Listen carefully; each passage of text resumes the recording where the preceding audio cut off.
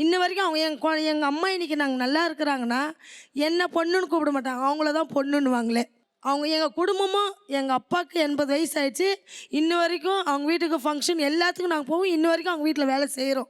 ஆக்சுவலாக பொதுவாக கடன் வாங்கியவர்களுக்கு தான் நமக்கு இப்படி ஒரு உறவு கிடச்சிருக்கேன்னு சந்தோஷம் இருக்கும், ஆனந்த கண்ணீர் வரும். ஆனால் ஆக்சுவலாக முதல் முறையாக கடன் கொடுத்தவர்களுக்கு ஒரு ஆனந்த கண்ணீர் வரதை பார்க்குறேன் நான். ஏன் ஏன் உங்களுக்கு இது இன்னும் எவ்வளோ எமோஷனலாக இருக்குது இந்த விஷயம்? நான் பிறந்து ஒரு வருஷத்துலேயே அம்மா இறந்துட்டாங்க. ஸோ அம்மா இல்லாத ஃபீல் அப்பப்போ எனக்குமே தெரியும், அழுவேன். இவங்க வந்து அவங்க அம்மாவுக்கு முடியல அப்படின்னு சொல்லும்போது அம்மானாவே எனக்கு அழுவு வந்துடும். ஸோ வந்து அது இல்லாமல் இருக்கிறவங்களுக்கு தான் அதோட வருத்தம் தெரியும். ஸோ அந்த டைமில் வந்து நான் ஹெல்ப் பண்ணேன். இன்றைக்கி வரைக்கும் கரெக்டாக கொடுத்துட்டாங்க. வீட்லேயுமே நல்லபடியாக வேலை செய்கிறாங்க. ஸோ அவங்களையும் நான் எங்கள் அம்மா மாதிரி தான் பார்க்குறேன்.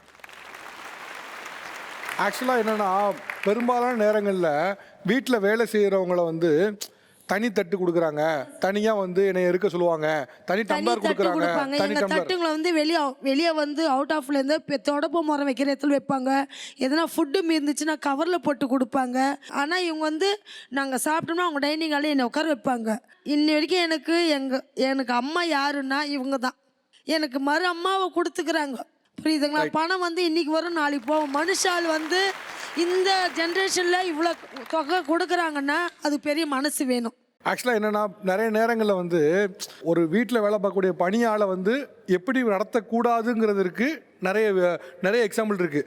ஆனால் நிறைய நேரங்களில் ஒரு வீட்டில் வேலை பார்க்கக்கூடியவங்கள எப்படி நடத்துறவங்களுக்கான முன்மாதிரி இல்லை.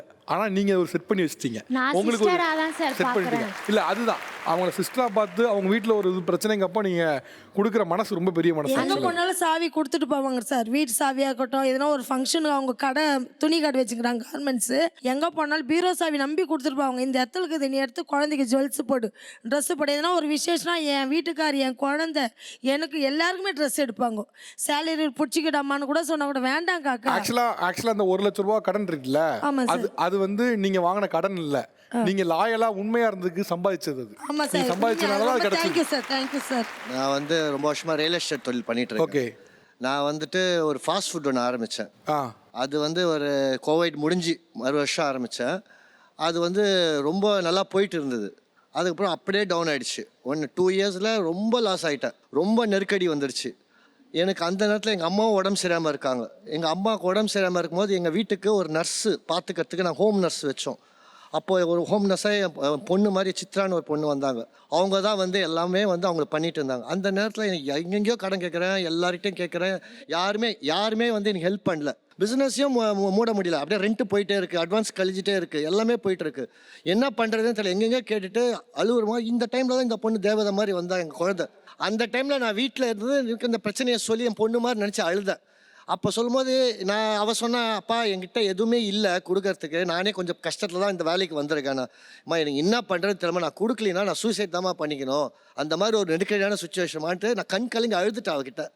அப்போ அவள் என்ன பண்ணா, அப்பா என்கிட்ட இந்த தாலி சரடு தான்ப்பா இருக்குது, தாலி சரடு தான் இருக்குது, அதுதான் அதை நான் கொடுக்குறேன், அதை வச்சு உங்கள் கடனை தீர்த்துக்கோங்க, நீங்கள் பொறுமையாக கொடுங்க, நான் மஞ்சள் கயிறு போட்டுமா உங்கள் வீட்டுக்காரர் என்னம்மா சொல்லுவார் அப்படின்னு. அப்போ எதுவுமே இல்லை, எங்கள் புருஷன்கிட்ட நான் பேசிக்கிறேன் அப்படின்னு சொல்லி அவள் இதுவாக சொல்லும் போது அழுதுட்டு அந்த சரடை எடுத்து வச்சு அந்த கடனை கொடுத்து ஃபாஸ்ட் ஃபுட் கடை மூடிட்டேன்.